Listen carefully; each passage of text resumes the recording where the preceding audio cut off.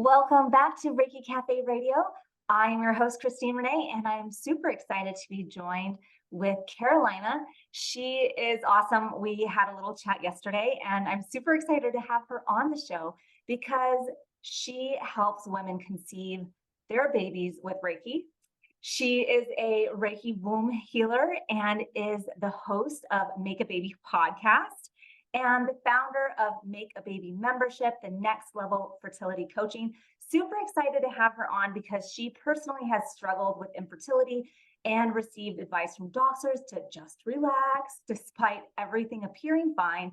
Devastated each month, a turning point came when her therapist and a psychic recommended Reiki to open her chakras. And then the story unfolds and she got that positive pregnancy test with her son. I cannot wait to hear more of this story. So thank you so much for coming on. Thank you for having me. Yeah. It's such an honor to share space with you. Yeah, I'm really excited. Did you say tell you more? Tell me more. Tell me about more about that journey, because I'm sure the listeners are like, wait, hold up. What's this? Reiki can help you get pregnant. So fill them in. So, okay. So to answer the quick question of like, can Reiki help you get pregnant? It can. The reason why I see most women not getting pregnant is that there is a blockage or there's some imbalance in the sacral plexus chakra. So in that case, we have to look, what is that chakra represent? Creativity, worthiness. In my opinion, I find a lot of our, not the presence of our family relationships, but the actual relationships themselves are found in the womb, because we inherit our beliefs, how we feel our emotions are inherited or learned from them. Do we feel worthy to feel our emotions? Are we feeling our emotions fully? Are we deciding to release them, or are we deciding to keep them? And what happens is that I'm seeing is a lot of the issues that women are struggling with day to day, whether they're first time moms or this is a second, third, fourth, fifth baby, is worthiness, and that in feeling safe. So I teach a lot of emotional safety in teaching you how to identify what makes you feel emotionally unsafe. Is it relationships? Is it situations? Is it triggers? And then what are we doing to mitigate that? And with Reiki is a lot of that may be unknown, and that's okay. So with Reiki, what I do is I do Reiki meditations and distance Reiki, and I work a lot with Kundalini, and I work with Holy Fire 3 Karuna Reiki to specifically work on the womb. When we are working in trying to de-trigger a person, because that's usually like, okay, let's identify, do you feel unsafe, emotionally unsafe in your relationships? And this is nothing to do with physical safety. This is like, if you share your emotions with your spouse, are you invalidated? Are you dismissed? Are you, or are you listened to, or they receive it, but maybe they don't know what to do with it. But that's a different problem. So we look to see who triggers you and who doesn't. And we just do look a holistic, really honest view, especially if you're trying to conceive. If you're trying to conceive, I need to keep that womb open. I need to get it open and keep it open. And to do that, I need to make you feel safe. First, we have to look at what are the threats to you that make you feel emotionally unsafe. And then we go, so everything was with a strategy, but with Reiki. So then the next step is, okay, how can I teach you to be emotionally safe within yourself? And that's really where the magic happens before we go on to work on like the mother wound, the father wound, inner child, your own conception and birth into this world, any sexual history, any losses, all of like the emotional safety aspect piece has to be done before we even work on those other shadow work, trauma triggers. I find that if we can make you feel safe, then we can heal at a more rapid rate. Sometimes when women come to me, we have an IVF cycle scheduled. And I always tell people who come, and I'm like, you have to have a relationship with healing. So this is not a one-time event. And a lot of the fertility things. Can you say that louder for the people in the back? Healing is a relationship. It is not a one-time event. So I did get pregnant after one Reiki session, and my son's now almost 7 next month. But I had been doing almost 2 years of talk therapy almost weekly, sometimes twice a week, because I was in grief therapy. So I felt very strongly about certain things. And I also had an extremely progressive partner, an extremely emotionally available partner who was like in the trenches, digging me out of grief after losing my dad. So my emotional safety was something that I was actively learning. I did feel unsafe after my dad died. My emotional safety was taken from me, and that was the start of my spiritual awakening. And I started to ask why for the first time in my life. So I was learning how to be emotionally safe. Unknowingly, this is what I was doing. I was learning how to be emotionally safe within myself, in my marriage with my partner, and to give my heart emotionally to my spouse, because the person that I did have that emotional safety with, that like his had been abused by almost every person in my family at that point. My dad was the only person that had never physically hurt me. So I had so much safety within him.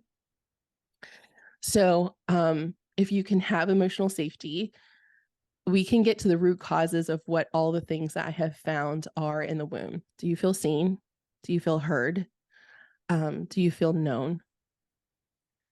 If you can feel seen, heard, known, loved, all of those things, then you're not going to feel like you need to have the last word. You're not going to feel threatened as much, because if you feel safe, and you're going to make different decisions. So you're not going to be making decisions or rush decisions, especially with money, fertility, everything's super stressful when you're trying to conceive.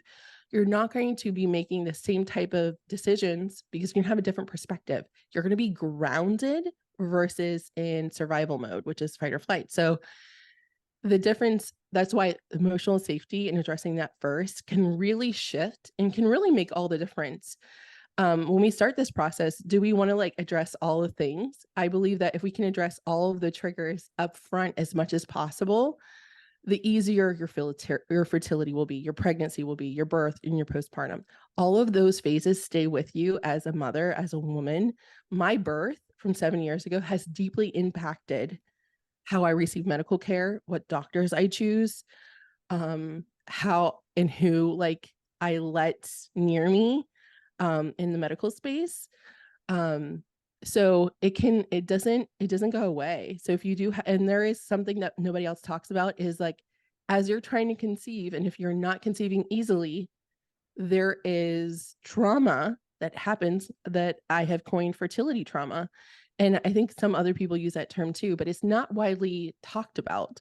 Is that like there is trauma from getting shots from IVF. There is trauma from taking negative pregnancy tests and then being negative every month. So we need to address that too. But first we have to move you into a place of like, I feel safe enough to share my emotions, feel them, and then like slow our brains down enough so I can ask myself and retrain our brains to, do we want to release this or do I want to keep it?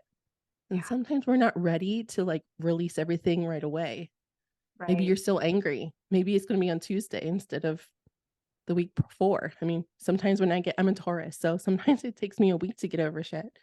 Yeah. So like all of that is, so we use Reiki through the meditations, through distance Reiki, and kind of like a mesh between different lineages to use. I use a lot of the Karuna symbols. I use a lot of modifications of like different meditations I have written or I received and kind of made my own.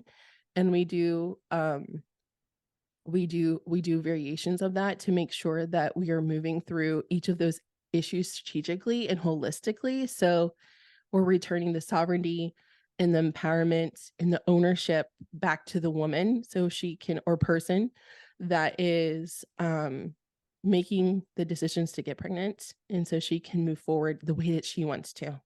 I love that. That's so beautiful. And it comes back to like, here's the sacral chakra, and the foundation of sacral to me is like your feelings are valid, your emotions are valid, and you are 100%. so eloquently like, yes, absolutely. Like that's where we have to start. Then we can move through the sexual trauma or whatever else is being held there that's letting the imbalance occur. I'm wondering if, so it sounds like it's a whole, it's a process. It's not It definitely is a process. And you can get pregnant after step 1. I mean, I did. I just needed my womb to be open, because I had made peace with my husband as we were driving there. I said, if this doesn't work, are you okay with just you and me? And we had decided, and I felt it like deep in my core. Like that was like, and when we held hands, I remember the exact house, the exact stop sign that we had a conversation, and he looked at me, I looked at him. And I know exactly, and I felt it. It was a very core, like just like almost like electric. It was like, okay, we're okay. I felt like a huge shift in the world happened when we agreed that we were just enough, because I knew I didn't want to do IVF. I didn't want to do invasive, because at that point I had suffered enough. My grief after losing my dad was very physical. And there was days in that 1.5 year journey before I got the Reiki session that he had to like push me into the shower to get, not literally push, but like, Yeah. my grief is very physical. I was depressed. So like hygiene and getting up to go to work, and I had a high demanding job. Ironically, what had really happened was I was still go, go, because I didn't understand how to ground, and I didn't understand. I was taking workshops on how to meditate, but I was still not like taking it 100% seriously. We were trying to conceive and nothing was happening. All the doctors are like, you're normal, you're fine, there's nothing wrong with you. I was taking classes at the local psychic medium store and learning about spirit guides, and that was like my super big interest, that I was going down this rabbit hole to distract me from the grief, and I didn't feel gross or numb when I was there, so it's like, I'm going to keep doing this. So I went into her shop because I had fallen off my horse and suffered a concussion, and that was like the universe is this way of like a Godsmack. Like you have those moments of like the universe sends you signs and says, hey, you need to slow down. You should slow down. But if you don't slow down, we're going to force you to slow down. And that's exactly what happened, is that I went riding. My horse went right. I went left after there was a gunshot. We live on the outskirts of Omaha. So I was boarding my horse in a farming area. So it was very normal for hunting to be done at that time. And, I ended up with a gnarly concussion that wouldn't heal. I was put on medical leave. So what can you do with a concussion that doesn't heal? Couldn't be on a phone. I couldn't drive.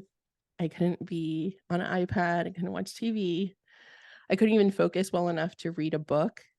So I got Reiki, and then we got pregnant. So I had a lot of free time.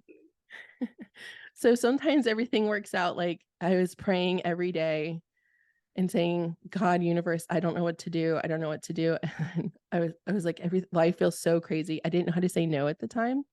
So I just kept working, and I used to work in the pharmaceutical manufacturing industry, and I used to make medicine. So, for like top 5 companies. So a very different life than what I live now. But I got pregnant on that matter. I got, recommended. I had a therapy appointment, and I went and saw the psychic that same week, and she's like, you don't need any crystals for your concussion. You need Reiki. Your sacral plexus and your throat chakra are blocked. You're not being honest with yourself, and you're not speaking your truth, and your womb doesn't feel safe.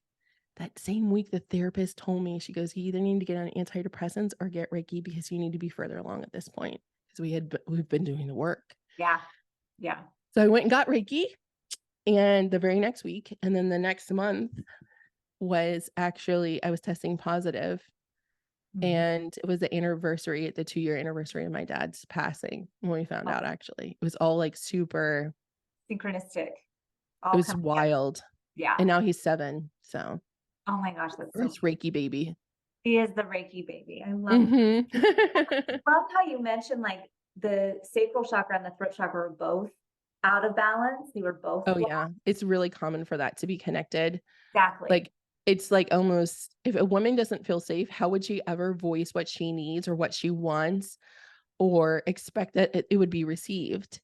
Anytime that I didn't show up in my business when I was first starting the Reiki business, I would lose my voice. Of course you would. Of course I would. And it was like, as soon as I took action, it would come back. My husband goes, that is so weird. I said, I know. Cool, but weird. So now when I lose my voice, it's like, what are you not saying? Yeah. What are you scared of? Yep, exactly. Well, and even the vocal cords look so similar to the cervix. Like if you look at it from a top down, have you ever seen that? No, I'm They gonna look, Google it after. they look literally like almost identical. Like you couldn't tell which one was which. Like if you look at the vocal cords straight down, it looks like a cervix. Oh And my so God. I'm gonna there's, tell every single one of my birth friends, like every one of my friends that are really into birth, because once you go down that rabbit hole, you're always interested in birth. I'm oh, gonna of be like, course. yes, I'm gonna be like, oh my God, do you know your vocal cords like the same as your cervix? And we're all gonna Google it. Oh yeah, go Google it. And then here's the even cooler thing is that when you're in labor and you know when you go into that really deep tone, Yeah. your vocal cords open and so does your cervix. Shut up. No, So, sorry, I don't mean shut up. I That's know, my, I get I'm it. learning to change that. No way. It's really cool. So there's like such a physical response as well as your emotional response with these two chakras. It's the same when you orgasm. Yeah, yeah. Well, notice when you orgasm, Mm. You right? gotta keep the PG in the bike. But Right? It opens.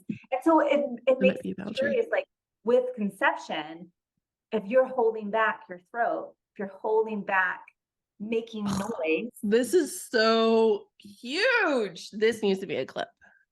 totally, right? So like here we are restraining our throat to not make a peep. And what are we doing to our cervix? Holding it tight. Mind blown right now. You are a gem. Oh my God, that just changed my life. I love it. I'm gonna do a whole TikTok about this. Go for it. I love it. So if you guys don't know, Carolina has a huge TikTok following, so be sure to follow over there. My other question is if you see people who are struggling with infertility who have spent years on birth control or telling themselves like stay in like a state of fear of don't get pregnant, don't get pregnant, don't get pregnant. And then they can't get pregnant when they're wanting to. Like, do you see a correlation there as well? Oh yeah. I like to kind of like describe the scenario as you've been the good girl, you did what you're supposed to, and now you've arrived at the place and you want to get pregnant, but you can't. It's the exact scenario. So we have to like really deconstruct how they live their lives, meaning like, because they most likely were living a lot by parental advisement or guidelines or expectations, societal expectations. And so it's training of like, what do you want? How do you like your eggs? Where do you feel? What do you desire? What do you yearn for? What did you do when you were little? How did you experience joy? Where are you currently sourcing your joy from? Those are like the preliminary questions, and it usually throws everyone for a loop. But it's because those are like getting them to ground back into who they are, remembering who they were, remembering that joy is for them first, not associated with a pet, not associated with a partner, not associated with quality time with family. Like, what are your interests? What are your passions? What are the essence of who you are? So I can get you to then move into doing things for yourself and not because I should do this.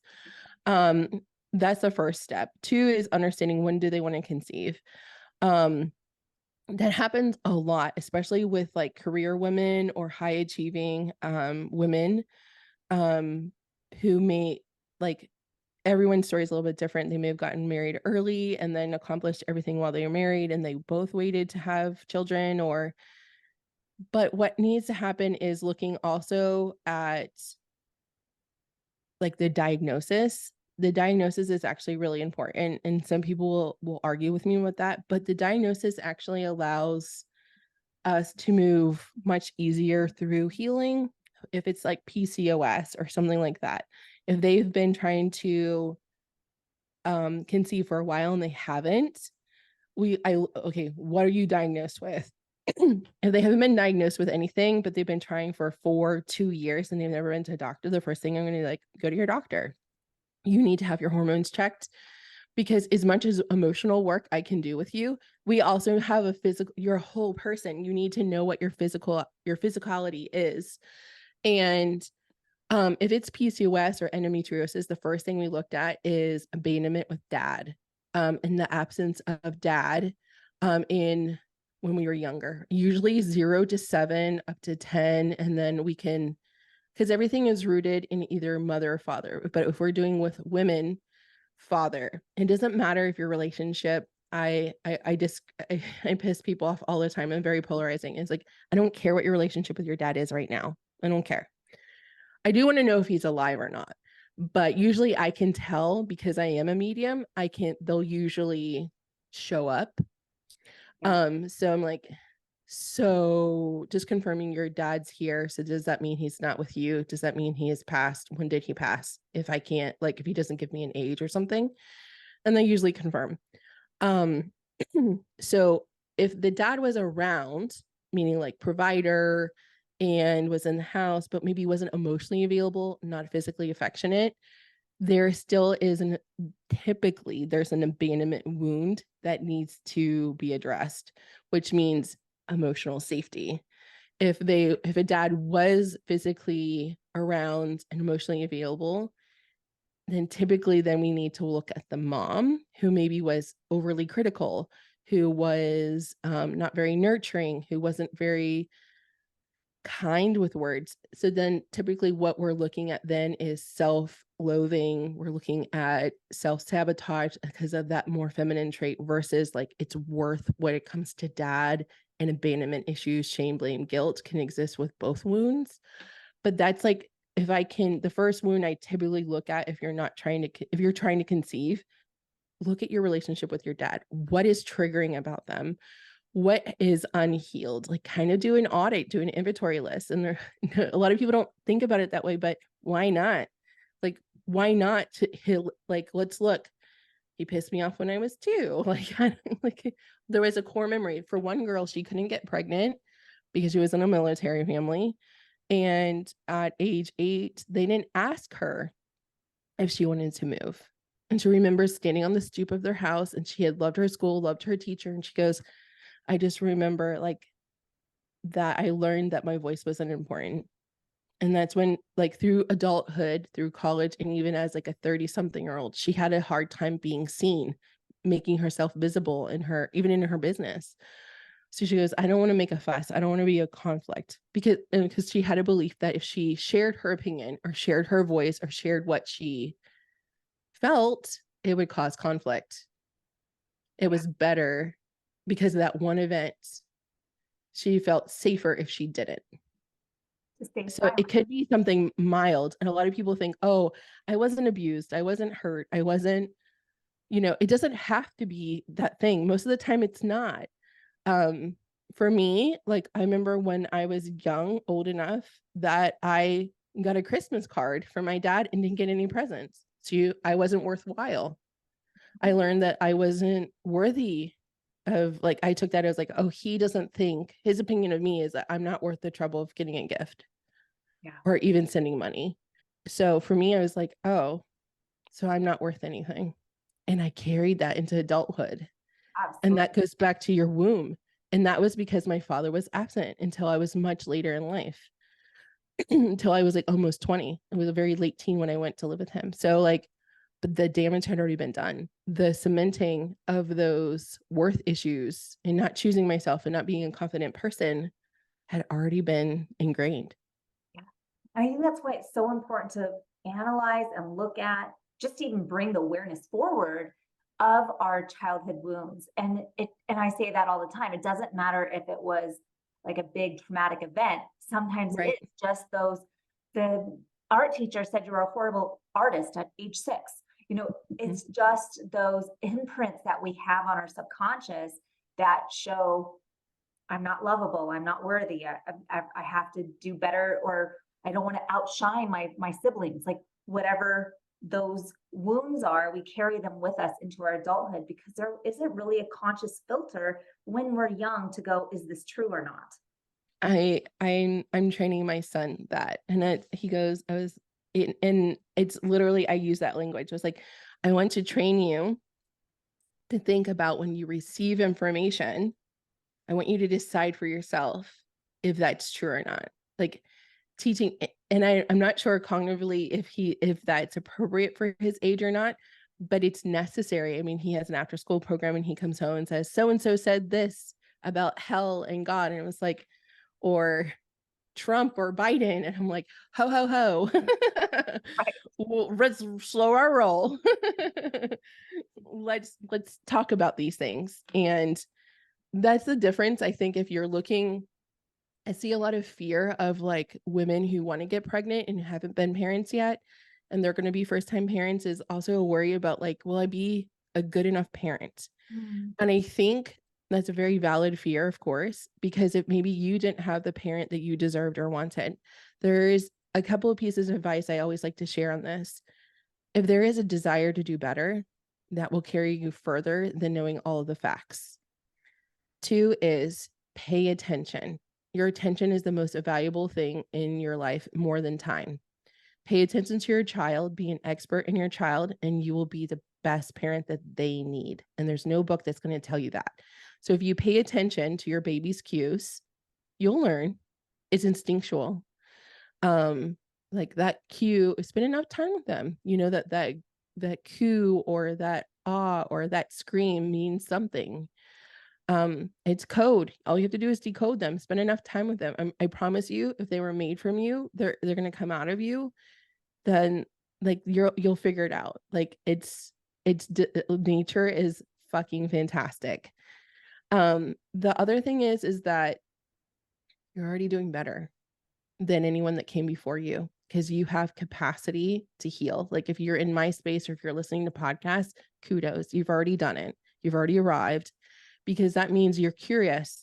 That means you're trying, you're putting in the effort to be different or better than the generation before you.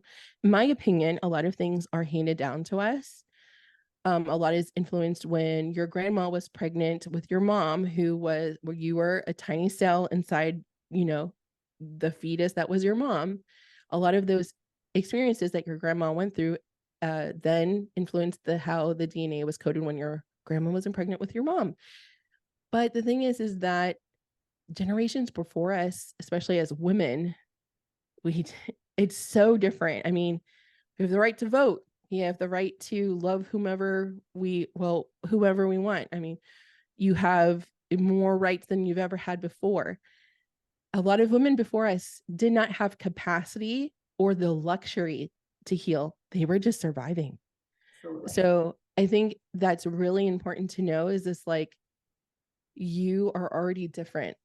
And I think there's a lot of discrediting in women, like they just discount themselves so much, but the wanting is enough. And then like, because that means, oh, the vibration's different.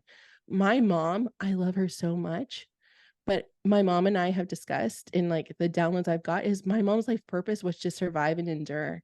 My mom is not going to heal all her wounds. She's not interested in healing because she likes the storyline of being sick and hurt. But that's her life. I can let her be. I still love her and she's still a good person. So I think it's just understanding that wanting to do better is and because you have capacity to do better, and that's a journey. When you're reparenting yourself and being a parent, you're going to need space. So you're going to need to take your time with that, because every age is so different. And here we come to, this is the generational healing of trauma. And so I'm so excited for all of the women who are working with you, because I really feel that when we have the safe space to do this types of work, we are going to create a whole new generation, right? Reiki babies and conscious families. Like this is where we have the opportunity to really change things through our lineage. So thank you so much for the work that you're doing. I love that. Oh my gosh. It's literally it's the whole reason I get up in the morning. Like I can't believe that this is what I get to do. So I'm curious, in your mediumship work, do you ever have the opportunity to connect with spirit babies who are trying? Yeah. Tell me a little bit about that, because I love that work. Usually what I can do is when I'm working with a person, I can scan their chakras, just like I'm able to do that now with my third eye. I've been, left the pendulum a couple years ago. So I don't need to scan with a pendulum anymore. But with my third eye, I also I hear everything out of my right ear. I don't know if other mediums are like this, but everything comes this way, and it's very like also visual and also audio, like I can hear. So for me is I can see a solid white dot if it is a spirit baby and it's viable. If it's not viable, it's a solid outline circle, but I never ethically advise if it's not viable, because I find like ethically, like that's, I think in mediumship you'll learn like an ethical evidential mediumship, like you learn like you don't share death.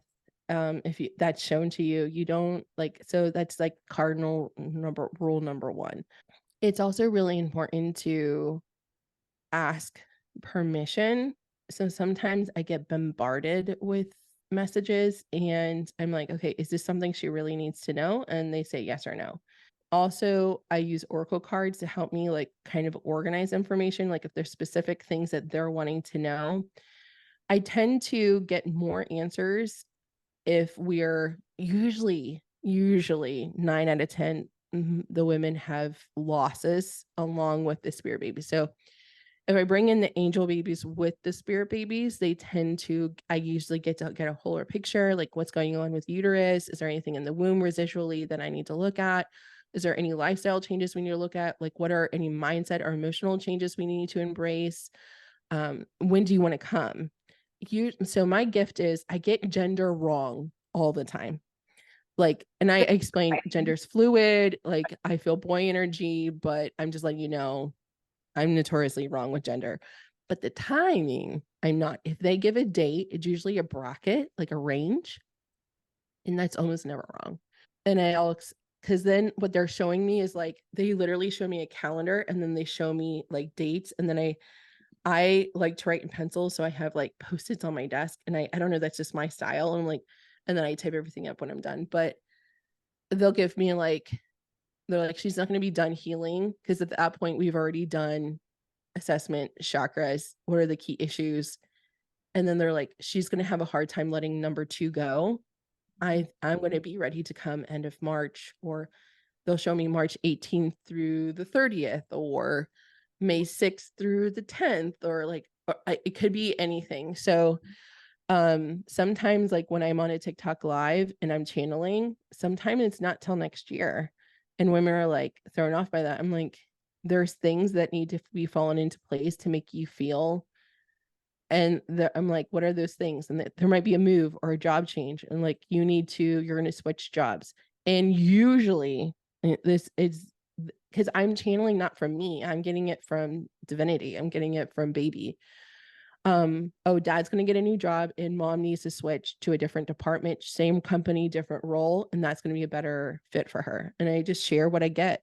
And sometimes I don't get anything. Sometimes I'm like, I see a baby there, but they're not giving me anything. And then my default answer is, if I don't receive anything, I can't give anything. And that means we're not ready to receive the information we're asking for.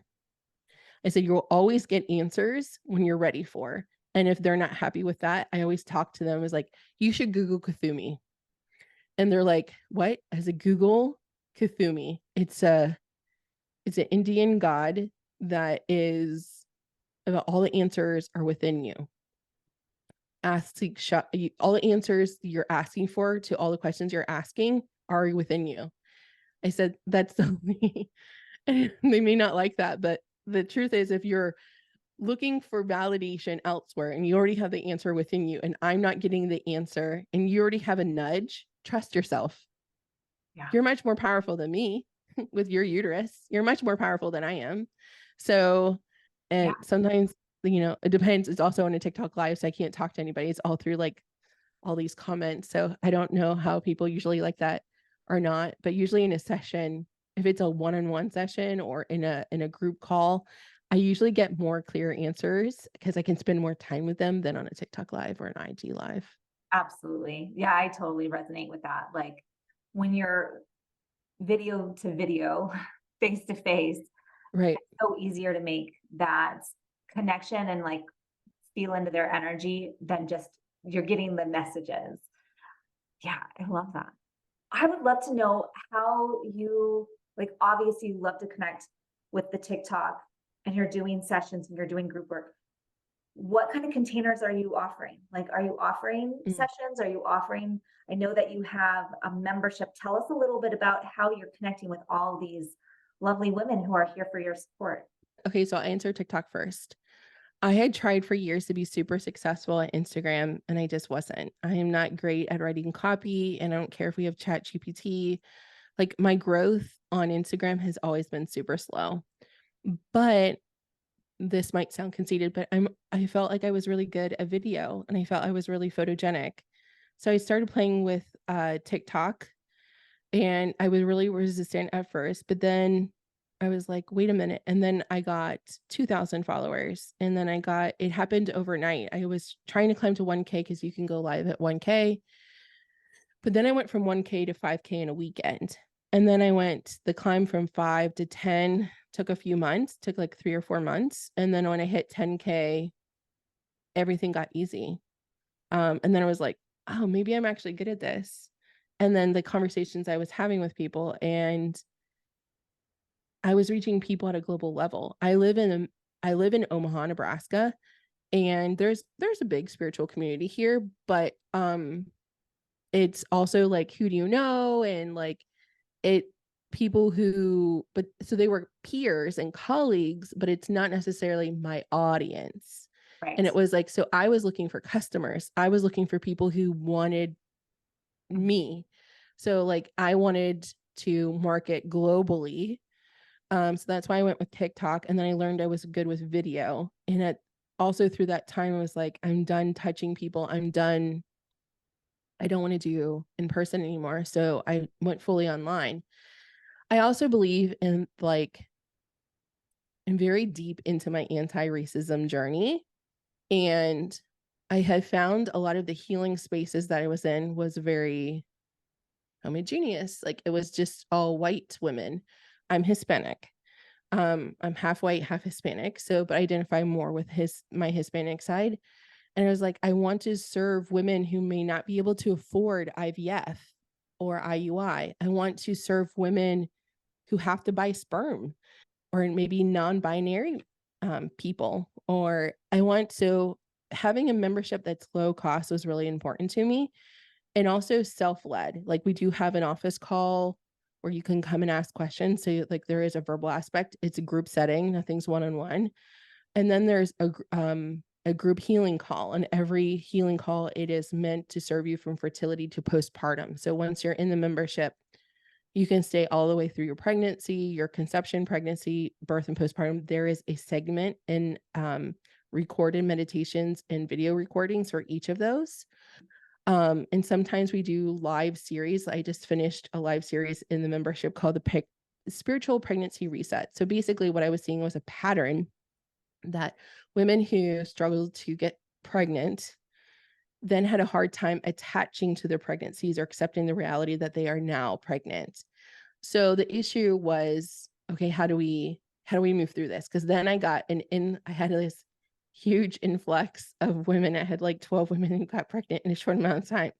So I was like, okay, let's move over here. And the pregnancy content I always had wanted to prove for a while. So I was like, this is a sign. I got the download. So I was like, we're going to do a series and I'm going to do it live. And we're going to do this over the course of 2 weeks. So, and that will live in the membership forever.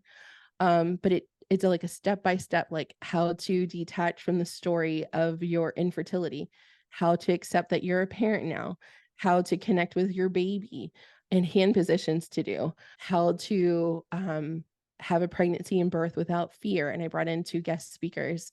So it's just really important to nourish and just like have those tendencies, like have a community. I feel like I will die on this hill where it's like healing should not be done alone, nor should it you have to.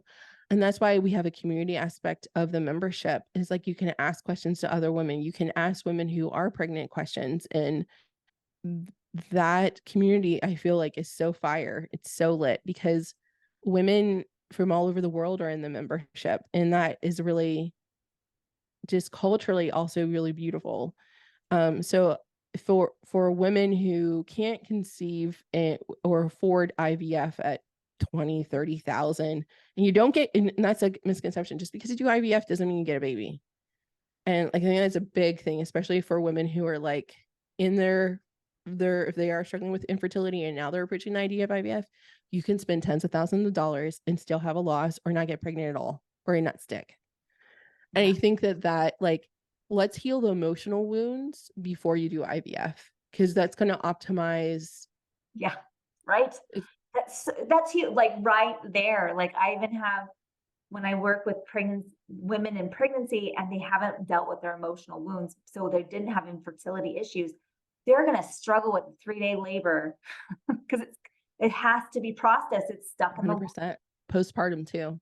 Mhm. I had an abortion in my 20s, and a lot of people are shocked when I say that, and I end up in this work.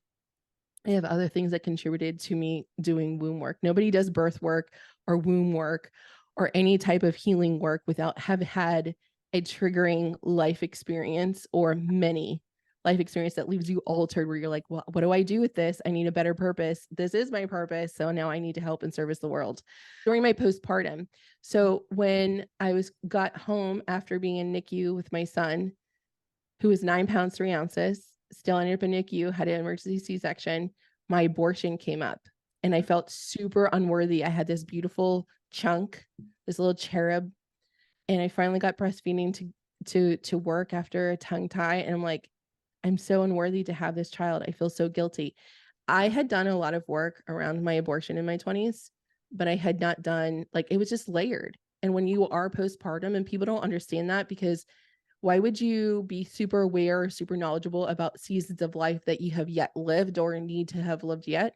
So like, people who are first-time moms may not know that this is the most vulnerable. It's going to be the most primal. It's going to be the most raw you've ever been. Your hormones are like, it's not like, in the movies. It's a very hour to hour, minute to minute kind of like sometimes survival. Some women's maybe postpartums are easier, but if you have Pitocin and you had a C-section and it was traumatic birth, that's not an easy recovery. And then your mindset on top of that. And if it's cold and you can't go outside and you can't get sunshine, all of that can compound into a giant mess. Yeah. And if you don't have a support system and you're left alone with your dark thoughts. And that's exactly what happened to me for a while. And I had to sit with that, and it was ugly. And I don't wish that darkness on anyone. And that's the reason why when I first started Reiki, I only served postpartum moms. My business was called Omaha Postpartum Reiki. And I went to women's houses with my little table, and that ended real quick because that table was heavy and I didn't know I would have to go up and down stairs. So, but the idea was like, I come to you if you're postpartum and I give you Reiki so that can help balance you out, make you feel more grounded, more like your new self, like coming home to who you are now. Yeah. I think it's super important to it's like, the more you can heal upfront of even like those kind of things, like the less that they can erupt like a volcano when you're so vulnerable and you're just trying to make the baby stop crying and trying to learn. I didn't even know how to give my baby a bath. Like, I had to have a doula teach me how to give him a bath. I'm like, oh, I don't know what to do here. So I'd never been around babies, and I had one. So it's just like, it can help make those times less intense and less painful if you heal as much as you can up front. Absolutely. I love that. Okay. So thank you first off for being so vulnerable and sharing your story, because I know our listeners are going to resonate with that and really recognize where their work is still needed, and Mhm. know that other people have come out on the other side healthy and whole and healed. So thank you for sharing your story. I so love it when we can have these really real talks. So thank you. Yeah. And then, so if someone was struggling with getting pregnant, or if they are pregnant and they want to connect in your membership groups, how do they do so? I recommend sending me a DM at the Carolina Sotomayor, and it'll be linked in the show notes. Send me a DM. Let's chat. Let's have a conversation first. I do offer one-on-one sessions. I just like to get to know you beforehand. I just don't do one-off sessions. I also do it with like Voxer in addition, because I think after you do such heavy work, You need support in integration. It's the integrating of emotions, it's the integrating of what you learned. And that doesn't happen overnight. So you need like a few days. So we usually do a session on a Sunday or a Monday, and then Voxer ends by Friday. And that way you can voice note me back and forth, and you're still held while you're processing everything that you had from our session. Send me a voice note. Let's just have a conversation. I also just might make a recommendation based upon what you share with me. You may not even need me. I just want to make sure that, or if I'm not a good fit for you, I'm going to give you a recommendation on like, what should you do, or when to reach out to me, or if we just need a quick session, maybe you don't need to join the membership. Maybe you just need a 30-minute session. I usually get a sense, but voice notes, or if you want to write me, there's perfect. Beautiful. I love it. Any last minute shares that you would like to offer our audience? Any inspirational thought that you would like to leave with us? Yes. You are more powerful than any crystal, sage stick, any affirmation.